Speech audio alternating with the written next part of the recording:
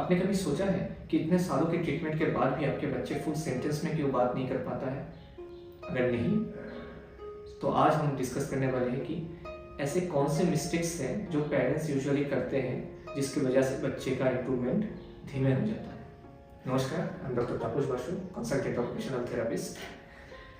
चलिए, आज हम 4 ऐसे कॉमन मिस्टेक्स के बारे में बात करने वाले हैं जो यूजुअली पेरेंट्स करते हैं और जिसकी वजह से बच्चे की ट्रीटमेंट और बच्चे की इम्प्रूवमेंट में काफ़ी देरी देखा जाता है। First is detail diagnosis.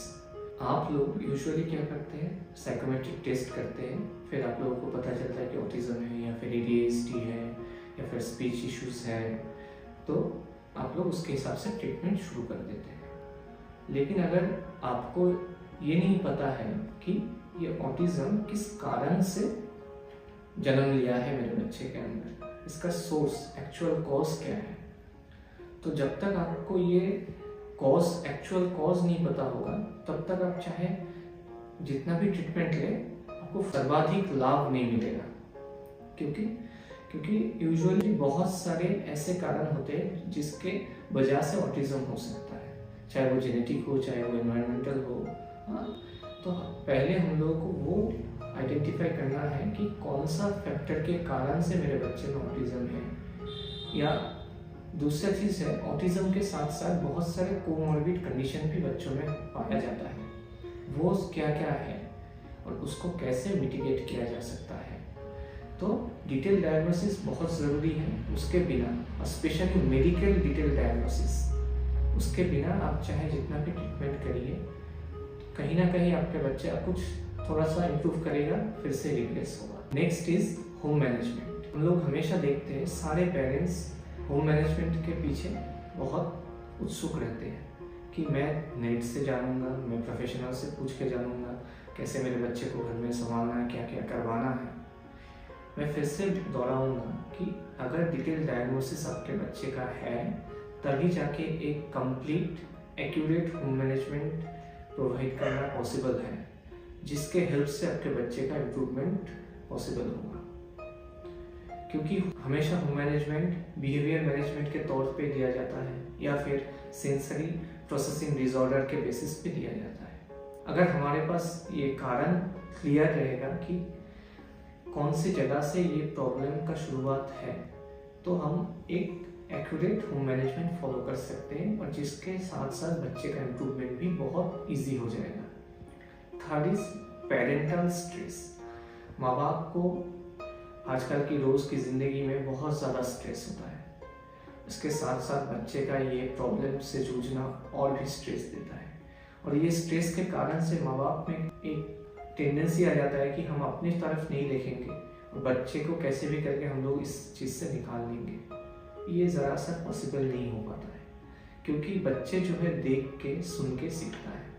आप अगर खुश नहीं रहेंगे, फैमिली अगर खुश नहीं रहेगी, तो बच्चे में खुशियाँ लाना, सारे इमोशनल रिस्पॉन्सेस लाना बहुत मुश्किल हो जाएगा। और हम लोग अक्सर देखते हैं कि घर का अगर माहौल ठीक नहीं है, माँ बाप अगर स्ट्रेस से जूझ रहे हैं, एंजाइटी से जूझ रहे हैं, यूजुअली बच्चे में पोस्ट ट्रॉमेटिक स्ट्रेस डिसऑर्डर देखा जाता है।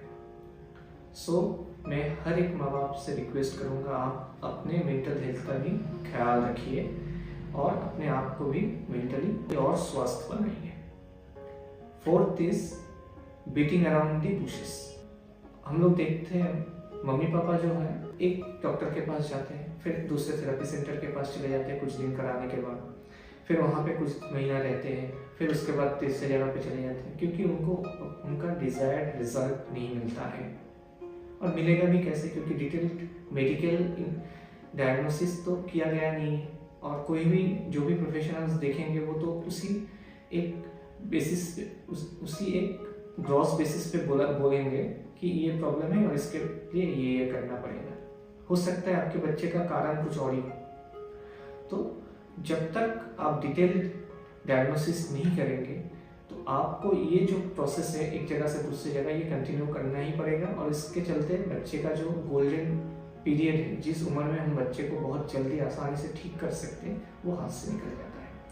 इसीलिए हमें, मेरा माँ बाप से ये दरख्वास्त है कि आप एक सर्टिफाइड एक्सपीरियंस मेडिकल एक्सपर्ट से ही अपने बच्चे का डायग्नोसिस करवाइए और उसके साथ साथ ट्रीटमेंट का जो प्रोटोकॉल है फॉलो करिए।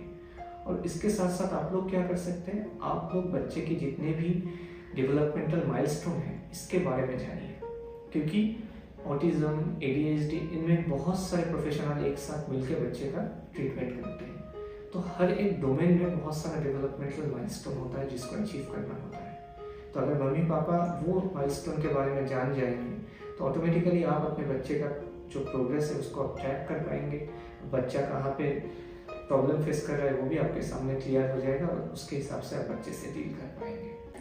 इसीलिए हमारे चाइल्ड डेवलपमेंट सेंटर में हम लोग एक डिटेल्ड मेडिकल इवैल्यूएशन पे बहुत ज़्यादा जोर देते हैं, क्योंकि diagnosis is the key of treatment और उसके बाद हम बच्चे का ट्रीटमेंट शुरू करते हैं।